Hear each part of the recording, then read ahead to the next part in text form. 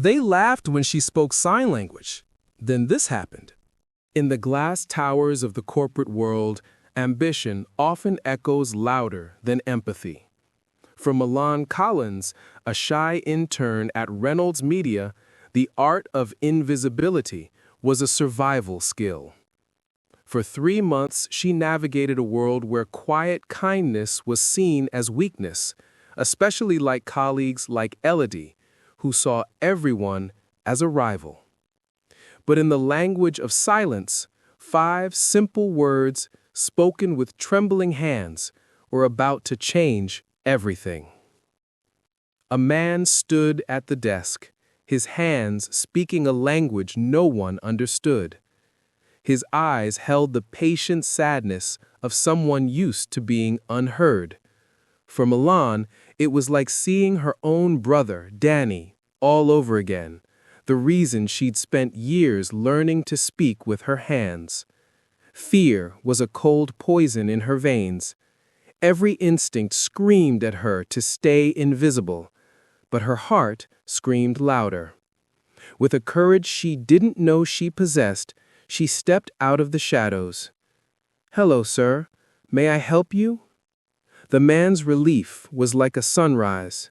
For a moment, the cold lobby was filled with the warmth of human connection. But Milan didn't see the figure who had just emerged from the shadows.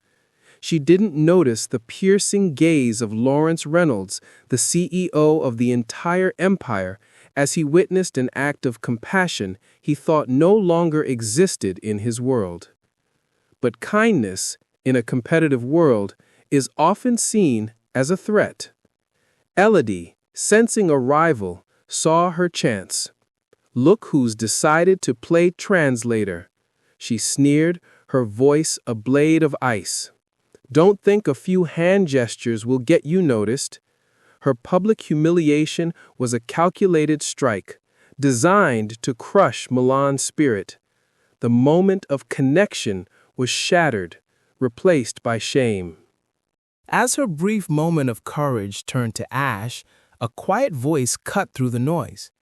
It was Mr. Parker, the security guard, a man who saw more than most from his humble post. "Don't be afraid of doing what's right," he said softly. "That man saw you, and so did I." His words were a small shield against the storm she was sure was coming. She was certain she was about to be fired. Milan sat before the most powerful man in the building, awaiting her punishment. His office was a monument to success, but devoid of personal touches. "Why do you know sign language?" he asked, his voice like steel. "My brother is deaf," she whispered. As she spoke of her love for Danny, of her desperation to connect with him, something shifted in the powerful CEO. Her simple story of family devotion had unknowingly touched a deep, hidden wound. Lawrence leaned forward, his voice softer now. "From now on, I'll be observing your work more closely, not as punishment, but as evaluation." The test came sooner than she expected.